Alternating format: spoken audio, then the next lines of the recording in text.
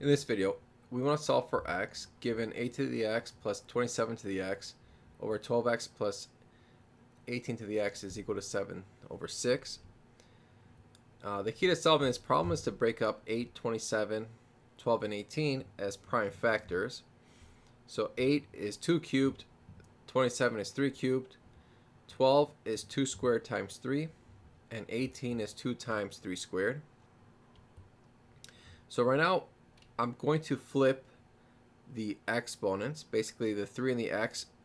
You're going to multiply to get 2 to 3x, but think of this as like the commutative property of multiplication. You just change the order of the exponents. Okay, so instead of 3 to the x, we do x to the third. Same thing with 3 cubed to the x power. Switch 3 and the x.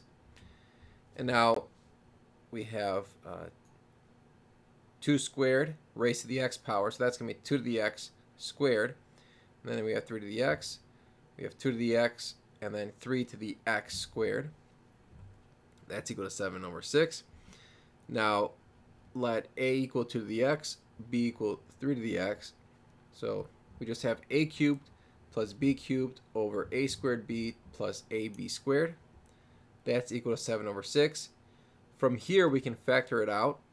So a cubed plus b cubed is a plus b times a squared plus ab plus b squared. In the denominator, we factor out an ab, and we're left with a plus b. Now the a plus b's are going to cancel, so we have a squared plus ab plus b squared over ab is 7 over 6. We cross multiply, and notice we have a 6ab on the left here, 7ab on the right. Subtract both sides by 7ab.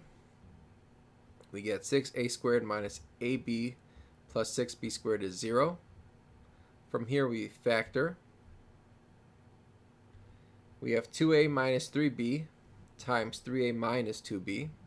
That's equal to 0. Set each one equal to 0 and get 2a is 3b or 3a is 2b. So recall, we had let a equal 2 to the x, b equal 3 to the x. So replacing that, well, you have 2 times 2 to the x becomes 2 to the x plus 1. And 3 times 3 to the x is 3 to the x plus 1.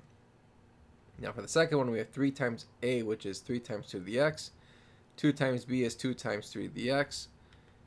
Bring everything to the one side. So for this one, we divide both sides by 3 to the x plus 1. We can factor out the exponent. And we know anything to 0 is 1. So in this case, you can just say, okay, x plus 1 is 0.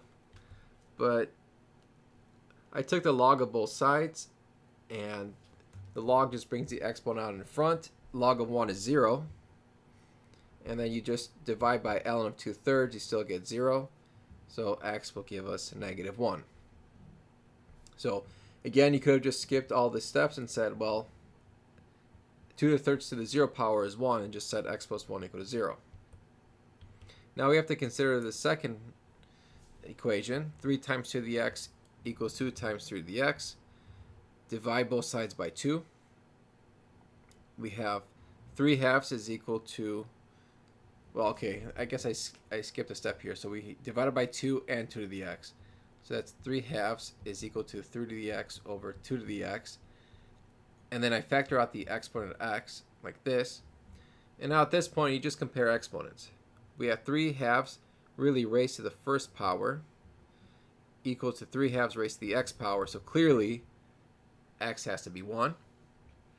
And so we say that the solutions are x is equal to plus or minus 1.